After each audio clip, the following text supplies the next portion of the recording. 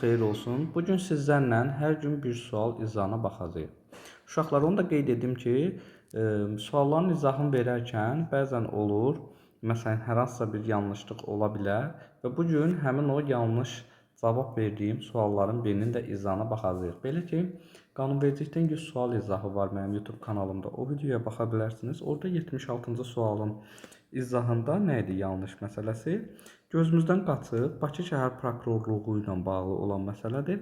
Belə ki, deyir ki, qanuna əsasən 3-cü kateqoriya dövlət orqanlarını seçin. Uşaqlar, Bakı şəhər prokurorluğu istisna kimi 3-cü kateqoriya dövlət orqanıdır. Ancaq digər prokurorluqlar isə 4-dədir. Mən məsələn orada Bakı şəhər icra hakimiyyəti ilə çaşdırmışdım bunu. Sonra Ombudsman aparatı deyir. Ombudsman 1-ci kateqoriyadır. Azərbaycan Respublikasının Hərbi Prokurorluğu 2-ci kateqoriyadır. Şəki Ağır Cinayətlər Məhkəməsi 3-dür və Naxçıvanın Mərkəzi Seçki Komissiyasının katibliyi isə bu da 3-cü kateqoriyadır. Məndən 3-ü istədiyi üçün 1, 4 və 5-i doğru cavab götürəcəm və burada doğru cavab A variantı olacaq.